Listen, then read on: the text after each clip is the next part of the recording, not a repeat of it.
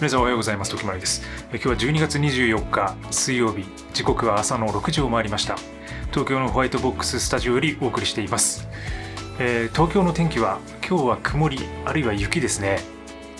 なんかちょっと雪っぽいかもしれません。で、クリスマスイブっていうところで、サンタやトナカイたちが何かの演出のためにこの天候まで操っているっていうね、そんな感じかもしれませんね。今日も1時間ぐらいゆるりと喋っていきますので、ぜひ何か作業しながら聞いてください。はい、もうねゆるくいきましょう。年末なんでもゆるくいきますよ。一発撮り、全部一発撮りでゆるくいきますのでよろしくお願いします。はい、ということで、24日ですね。で年内31日まであってで31日が水曜日なので、ラジオもしかしたらもう一回ちゃんとね、切りよく31日までやろうかなと思います。お便りがあればですけど、はい。そんな感じです。皆さんいかがお過ごしでしょうか。もう年末でね、だいぶ仕事納めの方もいたりとか、忘年会でパーティーしてる人もいるかもしれませんね。で僕はですね、基本的に仕事納めというものがありません。仕事をしてないから、もうずっと納めてるようなものです。で、逆に言えばですね、もうずっと仕事しているような状態。もうオンオフがないので、ずっと、基本的に休みっていうか休暇、ホリデーシーズンも関係なしですね。関係なしにいろんなことやってますね。音楽作ったり、文章を書いたり、はい、こういうふうな発信したりとか、やってます。で、なんかね、やっぱりその会社員とか会社やってた頃は、こうやっぱ年末で終わりだみたいな雰囲気があって、なんかまた来年良いお年をみたいな感じで、なんかこうメリハリがありましたけど、なんかね、それがね、もうないんですよね、ここしばらくね。で、それがいいのかどうかわからないんですけど、ただなんか、こうずっとこう同じリズムを刻んでいると、やっぱりね、何かこう、区切りっていうか、このイベント、儀式みたいなものは、その新しいことを始めるものだったりとか、あるいはその自分の感覚をリセットするのに結構大事な気がしますね。だから結局その仕事とか、会社とか世間がお休みになるので、だから僕も大体休暇っていうかね、年末年始は休むことにはなるんですけど、それでもなんか今年はちょっと落ち着いているというか、結構気分的にですね、なんか気持ち的になんか落ち着いてる気がしますね。それはヨガをやってるせいなのか、このラジオを同じリズムで毎週水曜日に刻んでいるからなのか、わからないですけど、なんか忘年会とか、ちょっとしたこう、年末のね、お食事会みたいなやつはちょいちょい入ってて、やってはいるんですけど、なんかいつもよりね、穏やかな気持ちで、過ごせていますね。で、去年は僕は、年末にインフルエンザにかかったんですよ。で、このチャンネルでも、報告してましたけど、ちょうどね、28、29ぐらいでかかったのかな。で、もうね、三が日っていうか、だからもう年越しもそうだし、年越してからも、一週間ぐらい、もうずっとね、寝込んでましたね。で、このホワイトボックスで凍えながら、ネットフリックスをひたすら見るっていう、そんな正月でした。はい、今思い出してみれば。これまで見たかったドラマとか、話題のドラマとかね、ペーパーハウスとか、イカゲームの新しいやつとか、当時ですけど、去年ですけど、で、あとは、東京スランドラー、なんだっけ、東京スランドラーだっけ、地面師たちみたいなものとかね、なんかああいうのをね、ひたすら見ましたね。でもなんかあれはあれで、もちろんそのインフルはすごい苦しかったけど、しかも病院空いてなかったから自力で治したんですよね。で、自力でなんか治せるってことも、分かったというか、なんか久々だったというか、こんな過酷な状況が。病院空いてなくて、もうひたすら市販の薬で解熱しながら、で、いろいろね、ビタミンとかそういうものを自分で調合っていうか、調節しながら、それで治しましたけど、力技で。で今年はだから、なんかそれがあったから、なんか、心穏やかにというか、もうあんな正月は過ごしたくないから、ちょっと、おとなしくしてるっていうのかな。なんかそういう自分のこう、自制心みたいなものが、もしかしたら働いてるのかもしれません。で、去年は結構ね、まだ年末動いてたんで、なんかやっぱこう動きすぎると、東京都内って特にその、電車とか乗るとね、もう結構病気の人たくさん乗ってるんで、そういうとこで、やっぱそのインフルとかコロナとかかかっちゃうんですよね。だからいくらそのマスクとかやってても、やっぱこの公共の場っていうのかな、そういうところだと、どうしてもね、人が多いので、本当にもう、人の嵐なのでね、だからなるべくその人混みを避けるっていうこととか、なんかそういうことを、今年はやってるし、なんかあんまりそういうところに行く機会がないし、電車とかもそんな乗らないので、だからそれがね、ちょっと今の健康を維持できている原因になっているのかなと、思います。はい。ということで、皆さんはいかがお過ごしでしょうか。まあ、年末年始、お仕事の方もいるでしょうし、ね、年末は逆にね、そのサービス業なんかはね、稼ぎ時だみたいな人もね、いるでしょうね。まあ、とにかく、風邪ひかないように、インフルかからないように健康に行きましょう。はい。今日もね、ゆるりと喋っていきます。で、今日ね、何から行こうか。曲から行きましょう。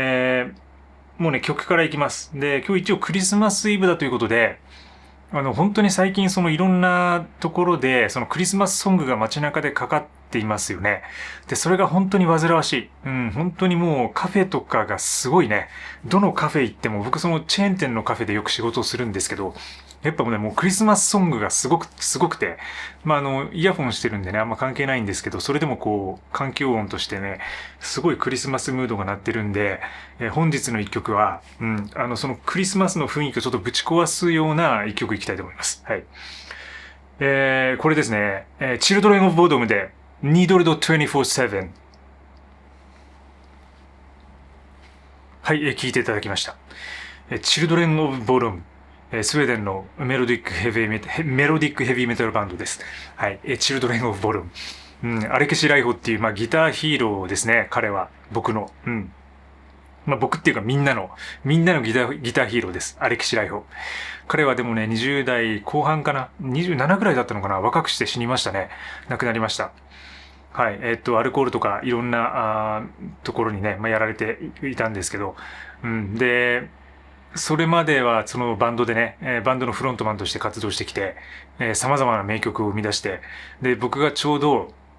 高校生から中学生から高校生ぐらいにかけて、あるいは大学ぐらいまでかな、は結構全盛で、で、このね、今回紹介した曲のアルバムを出しましたね。もう名曲揃いで、すごいんですよ。技術もすごいし、ボーカルもすごいし、なんか、今聞いたらすごいポップに聞こえるけどね、なんか、その当時は10代の頃は、なんかすごい悪いなって思いながら、こういう音楽をね、聴いてましたね。全くクリスマスっぽくないけど、でもなんかなんかミッドナイトサイレンナイトみたいな、そのクリスマスっぽい曲も、彼ら作ってるんで、なんかそっちの方が良かったかもしれないですね。今思い出しました。なんかそういう曲がありましたね。クリスマスっぽい曲がそういえば、彼らの曲の中に。はい、ということで、聞いたことない方は聞いてみてください。まあでもちょっとあんまり嫌いな人もいるかもしれないんで、このあたりはね。はい、ということで、今日の一曲でした。続いて、これ行きましょうか。本日のヨガスートラのコーナーです。スワミ・サッチダーナンダさんが書いているヨガインテグラルより、ランダムに開いたページを読み解くというコーナーです。ランダムに開いてたんですけど、もうほとんど読んでしまったので、今ね、結構自分で選んじゃってますね。結構最後の方はあまり読んでないので、ちょっと最後の方行ってみようかな。最後の方。34節、340ページですね。かくして、もはやプルシャに使えるという目的のなくなったサングナは、プラクリティに帰還し、独尊という無常の境地、カイバリアが現れる。あるいは別の角度から見れば、純然たる意識の力が自ら純粋な本性のうちに安住するのである。そこから解説が続きます。パタンジャリはここでグナとプラクリティが全く別のものだと言っているのではない。グナとして分離、発現していないときは、それをプラクリティと呼ぶのである。グナとして発現すると、プラクリティはプルシャに働きかける。その仕事が終わると、グナはプルシャに働きかけるのをやめる。別の言い方をすると、純然たる意識の力が自らの純粋な本性のうちに安住する。それはグナがその仕事を終えて退くと、プルシャは完全に浄化され終わって徘徊することをやめるということだ。彼は安息している。彼は自らの本性そのものが幸福なのだ。彼はもう幸福や平安を外界に求めない。自分こそが具体化した幸福なのだということを如実に知っているからだってことで。はい、最後こんな感じですね。結構ね、これね、難しいと思います。まずその言葉の定義が難しいですよね、これね。プルシャっていうものが出てくる。そしてサングナっていうものが出てくる。そしてプラクリティ。そして、カイバリャっていうね、もうわけわかんない感じになってますけど、プルシャって簡単に言えば魂っていうことができると思うんですけど、ただね、その一言で言えない深さがあって、これにも。だからこれはちょっとね、詳しくね、知りたい方はね、ちゃんとそこを当たってみた方がいいと思うんですけど、そのプルシャに使える、魂に使えるという目的のなくなったサングナというものは、プラクリティに帰還し、で、プラクリティっていうのは、いわゆるプルシャと、対極にあるようなもの、ついにあるっていうかな、対峙してあるようなものとして表現されるんですけど、物質、世の中に存在する何かを構成している構成物みたいなもの、なんかそういうイメージですね。そういうものとして捉えられますね。つまりその魂に使える必要のなくなったグナは物質的に帰還して、独尊という無常の境地、それがカイバリャというね、カイバリャ、無常の境地が現れてくると。だから帰還して初めてこれ最終的にその様々なその刹那の連鎖とか、なんかそういうものがこの前の段階にあって、グナというのはその性質みたいなもので、サットバとかラジャスとかタマスとか、これアーユルベーダの文脈でも結構出てくる言葉なんですけど、そういうものが物質的なものに帰還していって、カイバリャというね、境地が現れてくると。これはね、ちょっとね、ここだけ読んだだけじゃやっぱわからないですね、全然ね。で、ここから、この後もこのサッチダーナンダさんの怒涛の、なんかね、自分の分析みたいなのがずっと続くんですよ、これ。で、一番最後は、オームシャンティシャンティシャンティヒーでね、平和でありますように、みたいな感じで終わるんですけど、なんかね、もうここの流れが結構ね、熱いですね。すごい熱い。ただ、このね、説をね、理解するのは結構難しいんですけど、なんとなくその振り返りみたいなものが、ここでなされるので、結構ね、この部分だけを読むだけでも、なんかそのヨガというものがどういうものなのかみたいなのが結構わかる気がしますね。ちょっとかいつまんで読むと、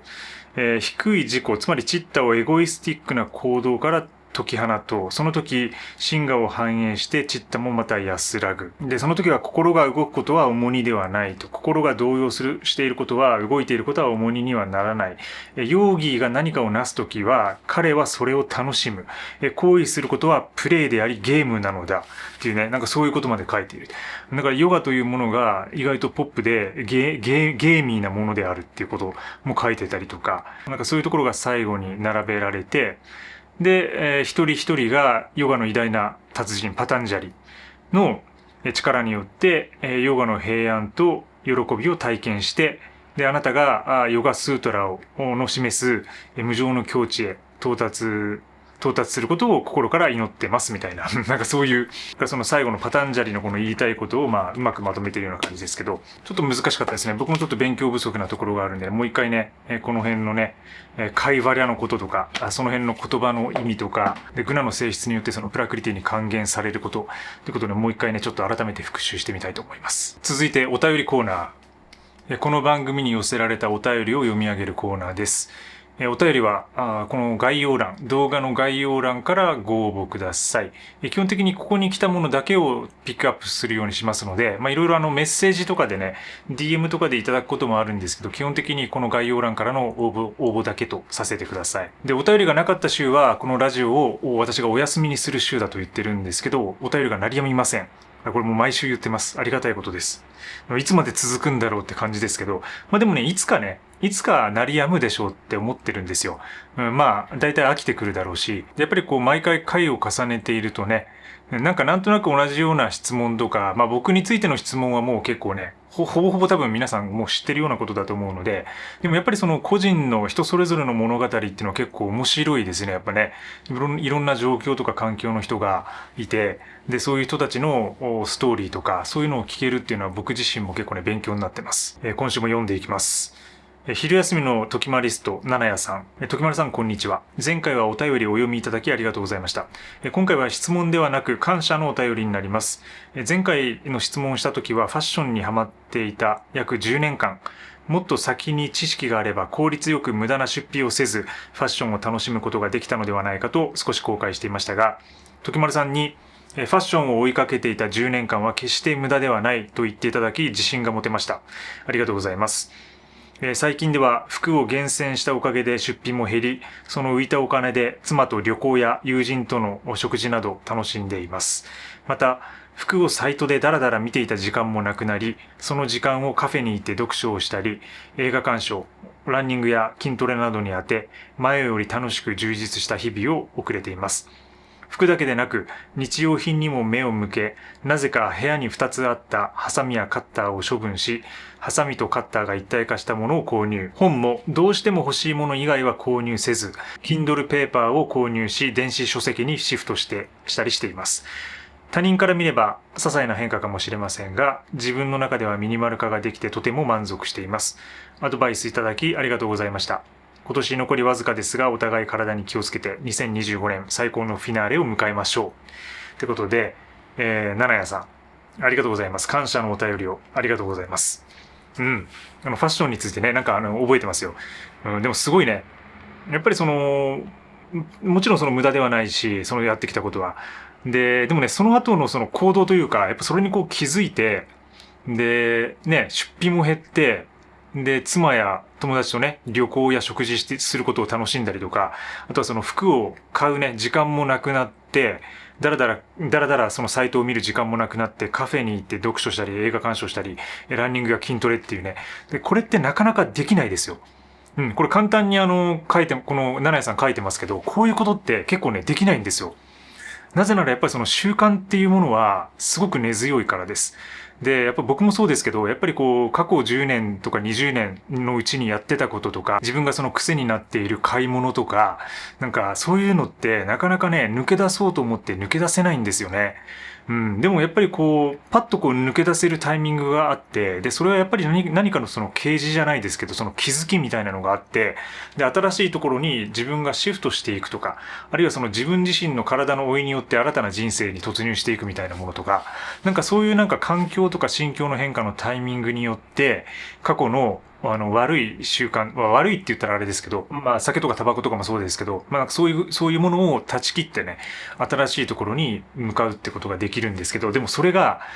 誰にでもできることじゃないんですよね。やっぱ難しいんですよね、こういうのって。で、僕でもやっぱりありますよ。昔の癖でやっちゃうこととかね、いろいろあると思います。で、物もさらに減らしながらね、電子書籍にもシフトして、すごいいい変化ですね。お互いにもう本当に最高のフィナーレを迎えていきましょう。ありがとうございます。続いてラジオネーム、労働向いてない子ちゃんから。時丸さん、こんにちは。以前、労働脱却とコンテンツの収益化についての質問をしたものです。その説はお便りにご回答いただきありがとうございました。時丸さんのおっしゃった通り、自分の今の恵まれた職場環境を再評価し、焦らずゆっくり自分のコンテンツの収益化を目指していくことにしました。コアにも登録しました。また質問なのですが、時丸さんはどのように集中力を高めていらっしゃいますか？仕事、コンテンツ制作、資格勉強などやることが多い一方、いまいち一つの作業に集中できずにぼんやりしてしまい、時間が過ぎていきます。スマホや PC による過剰な情報や刺激に脳が衰えているのを感じます。時丸さんは PC で作業される機会が多いと思いますが、どのようにして集中を保っていますか？私はすぐネットサーフィンをしてしまって時間を無駄にしてしまいます。ご回答お願いいたします。ってことで。このね、ラジオネームも覚えてます。労働向いてない子ちゃんってね、覚えてますね。で、職場環境を再評価して自分のコンテンツの収益化を目指していくことにしたと。で、コアにも登録してくれてるってことでね、ありがとうございます。大体コアでね、もうすでにね、多分いろいろ書いてはいると思うんですけど、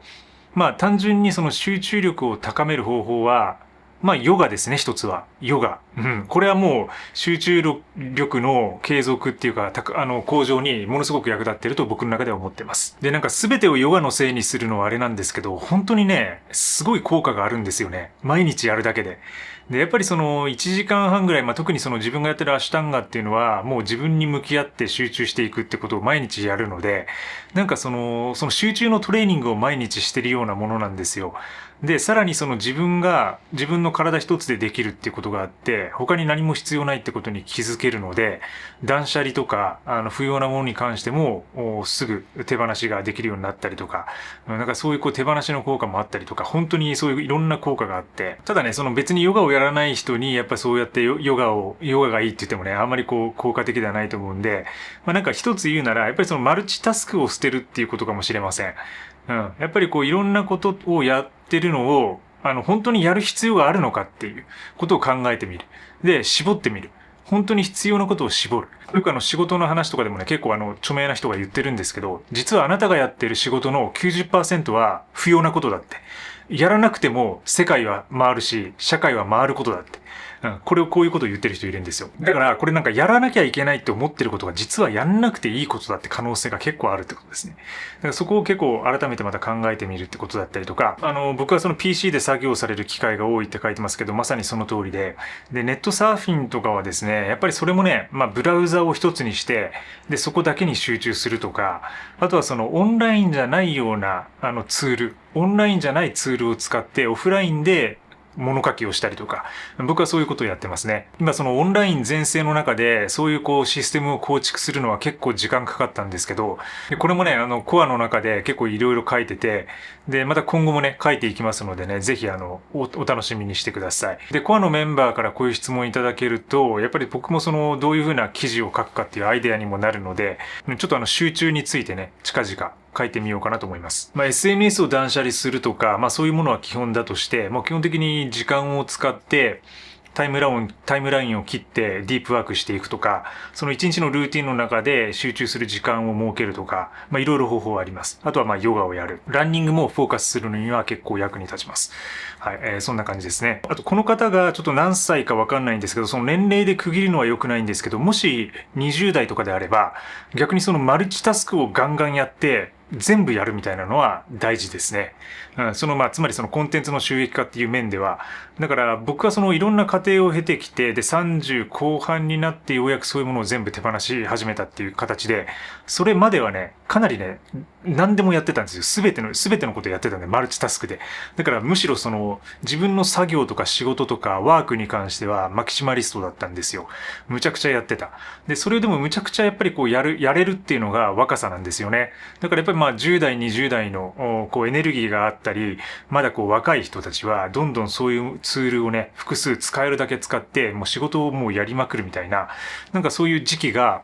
あってもいいかなとは思いますね。もちろんその中でそのフォーカスのシステムを使うことができると、より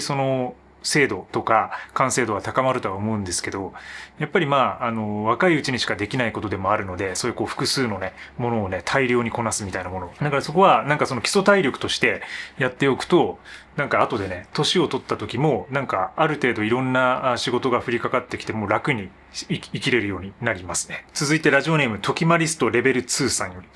おはようございます。配信ありがとうございます。毎週水曜日のラジオ、いつも楽しみにしています。普段の動画も拝見しています。一つ素朴な質問なのですが、水曜日のラジオの冒頭で紹介される本日の一曲は、実際にはどこかで流れているのでしょうか？ YouTube で拝見していると、その部分だけ音楽が流れていないように感じるのですが、別のプラットフォームでは流れているのか、それとも今日はこの曲ですという紹介だけで各自探して聴くスタイルなのか、そのあたりが気になって質問させていただきました。YouTube でしか視聴してないため勘違いでしたらすみません。もし差し支えなければ教えていただけると嬉しいですってことで。はい、ありがとうございます。これね、エア選曲です。はい。ラジオの本日の一曲はこれエア選曲です。うん。でも確かに、途中から聞き始めた人はね、トキマリストのレベルがまだ達してない人はこれわかんないかもしれないですね。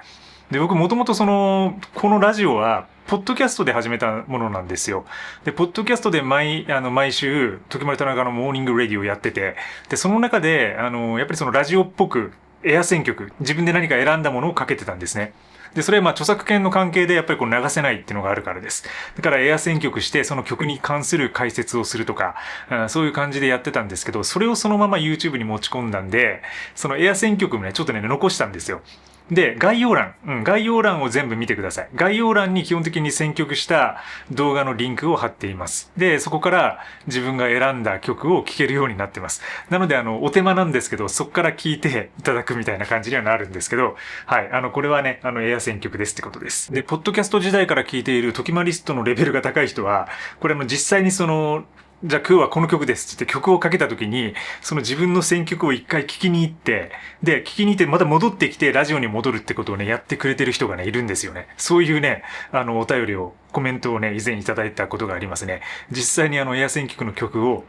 聞きに行くっていうね、そういうツアーものの人も結構中にはいます。わかりにくくてすみません、これは。はい。続いてラジオネームジロ吉さん。時丸さんおはようございます。毎日家事の合間に楽しく拝聴しています。旦那のことで相談です。夜寝ながらガムを食べるのが習慣になっていて、そのまま寝落ちすることがあり、詰まったりしたら危ないからやめた方がいいよと言っても、こだわりが強い性格なのでやめてもらえません。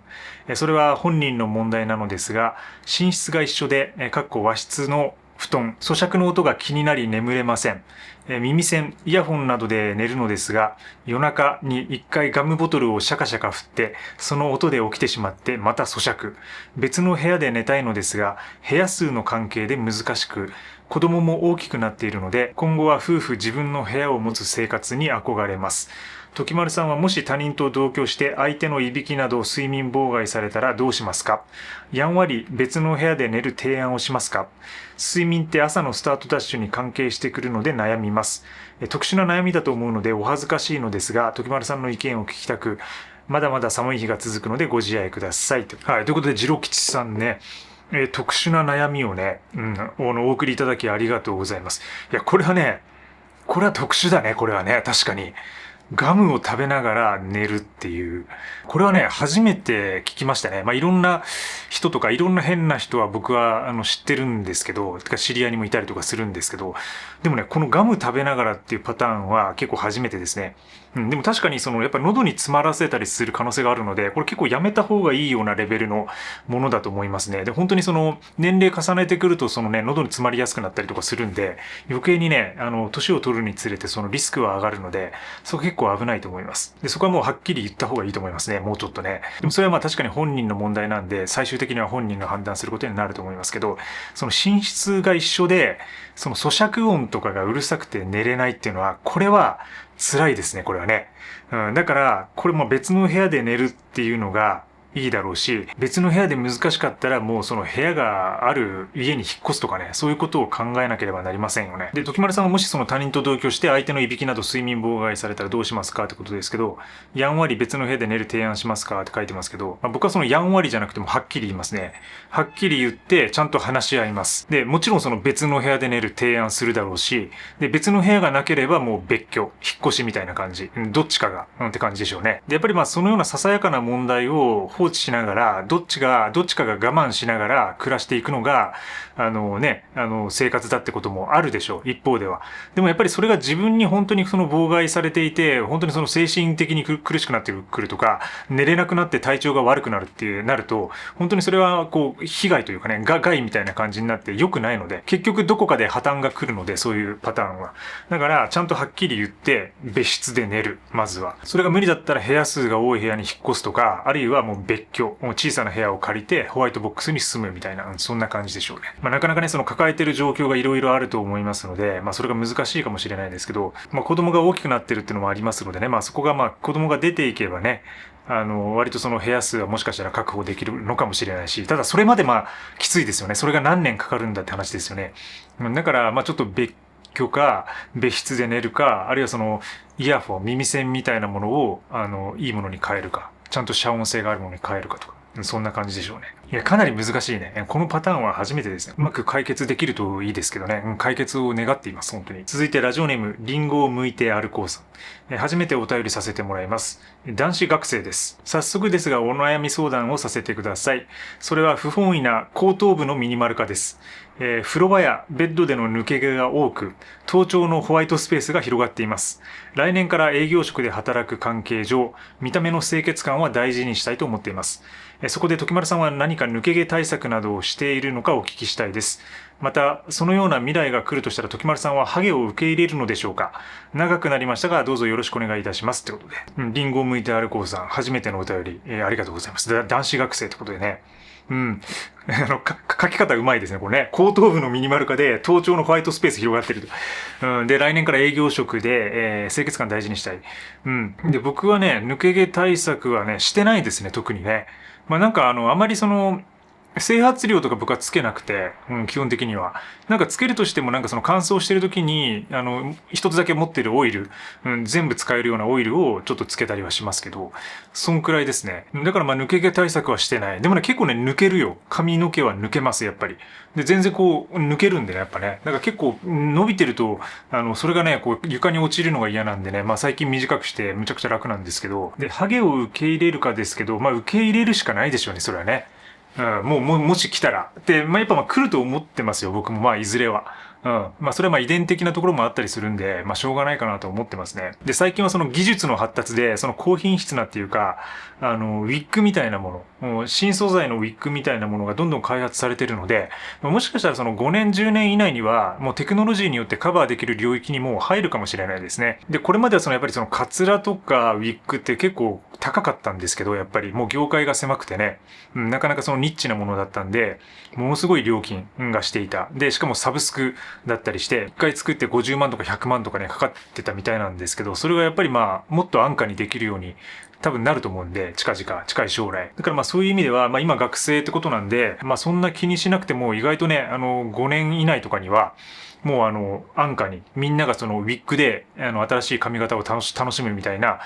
文化がもうちょっと広がってくるとは思いますね。だからそんなに心配しなくてもね、いいとは思いますけどね。で、あとはプロに相談するっていうのかな。その髪を切ってもらっている人とかね、に、ちゃんと相談して、自分のその髪質とかについていろいろ教えてもらって、それに沿ったケアをするっていう、そういうのはできるかもしれないですけどね。続いてラジオネームハンバーグ師匠さんから。こんにちは。いつも楽しく YouTube 見させていただいている30歳男、妻子持ちです。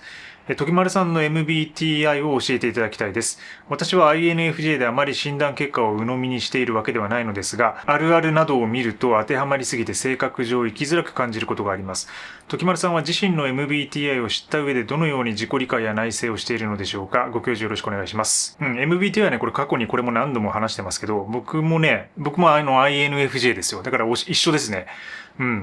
で、僕はそんなね、気にしてないです。自分のMBTI に関しては。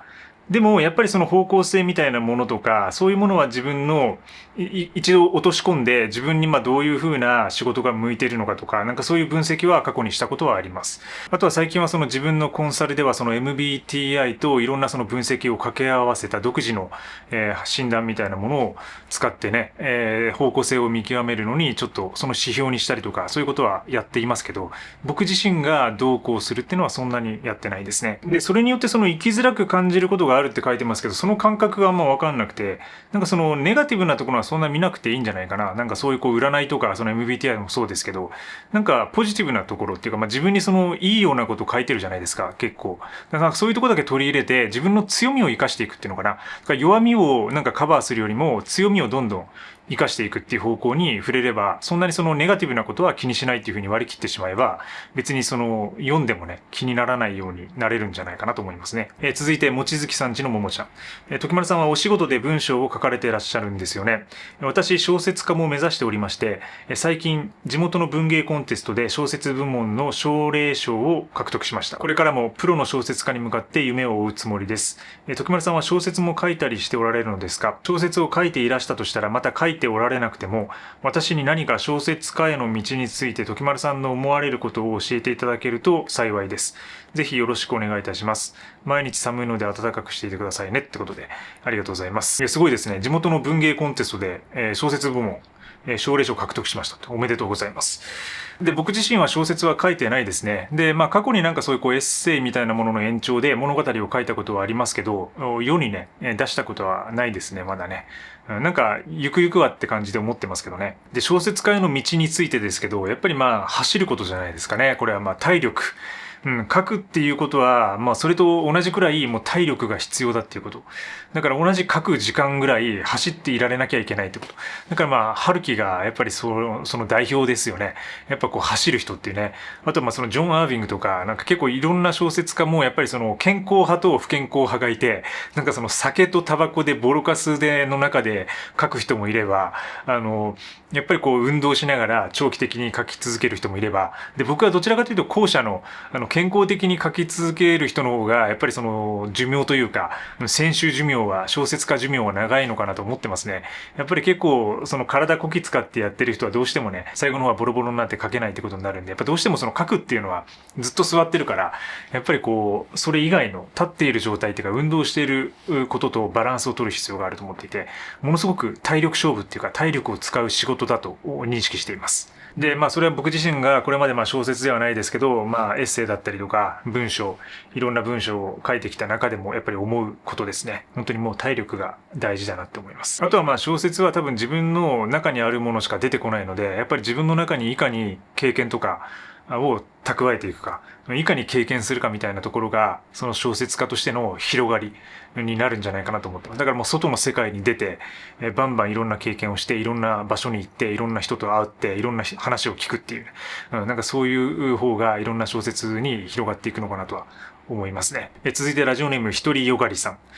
時丸さん、ヨガについての質問です。アサナの名前をどうやって覚えていますか？名前が似通っていて頭が混乱してしまいますってことで。いいですね。シンプルな質問ですね。一人よがり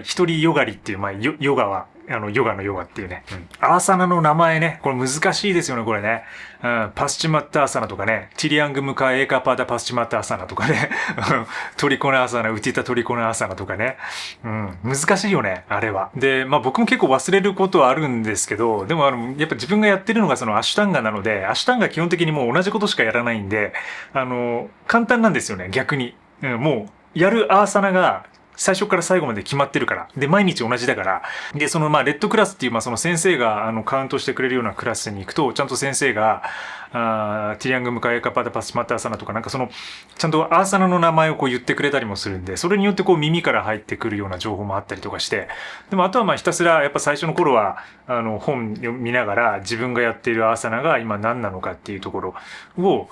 ちゃんと把握して、覚える努力をしましたね。でも今そのアシュタンガのプライマリーシリーズのアーサナを最初から最後まで全部一個ずつ言えって言われたら、全部言えるちょっと自信がないです。やっぱこう似たような単語が並ぶじゃないですか。ウティタハスタパダングシタアーサナとか。なんかその、やっぱりその一つの形とか、あとはその、サンスクリット語とかなので、その言葉の意味をちゃんと理解するみたいなのも大事かもしれないですね。まあ一つ一つの言葉に意味があったりして、それをこう、組み合わせてやったりするんで、だからパダングシュターサナっていうのがあって、ウチタハスタパダングシュターサナっていうのがあるじゃないですか。だからつまりその親指を掴むっていうポーズがパダングシュターサナだとしたら、それをウチタハスタにしてるっていう、なんかそういう理解で、連携して覚えるみたいな、なんかそういうところですかね。サルバンガーサナ、サランバサルバンガーサナ、パドマーサナ、ウルドゥバパドマーサナも、そのウルドゥバっていうのは、まあ、逆さ。上向きのっていう意味だったりとか、だからそのパドマーサナをそのまま逆にしたものだよっていうね、なんかそういう風なウルドゥバをつけると逆さになるみたいな、なんかそういうこう単語ごとに覚えていくとかね、なんかそういうことができるかなと思いますね。続いてラジオネーム酒おにぎり有段者さんから、時丸さんこんにちは。個人的にクリスマス前後は虚しい気持ちになりがちですが、気分の良い朝はカニエの Every Hour を聴きたくなります。ここで選曲リクエストをいたします。また、このアルバムが Apple Music に配信された時の説明文が、カニエのゴスペルという雑な紹介だったのも個人的に刺さっています。時丸さんは気分の良い朝に聴きたくなる音楽はありますか？あれば教えてほしいです。ってことで、ありがとうございます。カニエのね、カニエウエストのEvery Hour ね。これが説明文がカニエのゴスペルっていう。確かにこの雑な紹介これ面白いですね。これは結構僕も刺さりますね。で、気分の良い朝に聞きたくなるのはね、まあなんだろうな。でもなんかその気分によってもいろいろ僕はこう変えちゃうんで、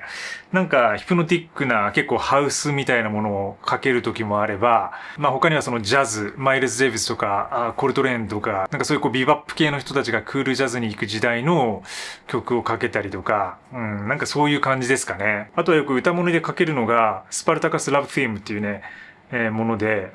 これは結構ビル・エヴァンスとかがピアノでカバーしてたりもするんですけど、結構ボーカルが入ったものがあったりして、そういうのをかけたりもしますね。なんかそういうのが朝はね、いいかなと思ってます。続いてラジオネームシャオさ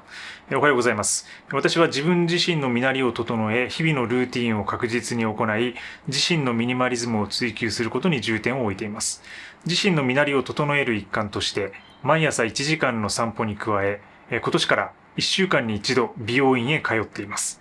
2025年は53週あり、先ほど今年52回目の美容院から戻ってきました。毎週日曜日の朝9時から美容院を予約し、通い続けることで、行きたくもない友人、同僚の誘いを罪悪感なく断ることができ、日曜日を自分の好きなことに時間を使うことができています。また、常に同じ髪型を維持することで心の安定にもつながっています。私は生まれてから一度もお酒、タバコ、ギャンブルにお金を費やしたことがありません。その代わり今、美容院代、過去自分を律するための投資にお金を費やしています。このような行動、考えに至ることができたのは時丸さんのおかげです。いつもありがとうございます。来年もどうぞよろしくお願いいたします。ってことで。チャオさんね、ありがとうございます。いや、すごいですね。この毎週美容院に行くっていうのは。これはね、結構すごい、いいですね。なんかそこでこう習慣化もできるし、もちろんお金はかかるんだけども、その代わり自分を律することができる。で、かつ生まれてから一度もお酒、タバコ、ギャンブルにお金を費やしたことがないからっていうのがあるっていうね、背景にね。なんかそういうこう生活の中にリチュアルなものっていうか、その儀式性があるようなものを取り入れるってことは結構大事で、やっぱり。僕もね、1週間に1回ではないけど、やっぱ月に1回ぐらいはね、切りに行ってますね。髪切りにね。僕はやっぱりその髪が短いことが多いんで、短いとやっぱりこう伸びた時にすぐ伸びたってわかりますよね。だから結構髪が割と長い女性の方が、目立たないというか伸びても。だから結構その美容院とか、散髪に行く頻度って少ないと思うんですけど、男性で結構短い人たちって結構伸びちゃうんで、よくその週に1回とかね、2週間に1回とかね、カットしに行く方結構いますよね。で、なんかそれがその自分自身のリズムとか、自分自身を律することだったりとか、あるいはそのサロンの方と話しに行く情報交換の場になってたりとか、なんかそういうところはあるんで、なんかそういうものを自分の中で持てているっていうのはすごく素晴らしいことだと思います。こちらこそ来年もどうぞよろしくお願いいたします。はい、ということで今週もたくさんのお便りいただきありがとうございます。来週もね、ちょっと年内最後をやりたいと思いますので、もしよろしければ概要欄よりご応募ください。はい、ということでラジオの終わりが近づいてきました。今日も水曜日を始めていきましょう。もう始めていきましょう。もう祭りです。祭りやっていきましょう、今日も。で、やっぱりこう年末年始、事故とか病気とか怪我しやすいので、十分ね、はしゃぎすぎには注意してください。で、僕は最近ちょっと卓球にハマっていて、卓球が最近面白くて、卓球をね、やってます。だからちょっとね、これ卓球やりすぎて、肩脱臼みたいなことにならないといいんですけど、やっぱそれくらいこう、今楽しくて、ほどほどにね、注意しながら、でもしっかりと楽しんでいきたいと思います。いつも最後までご視聴いただきありがとうございます。また次回の動画、そして次回のレディオでお会いしましょう。いってらっしゃい。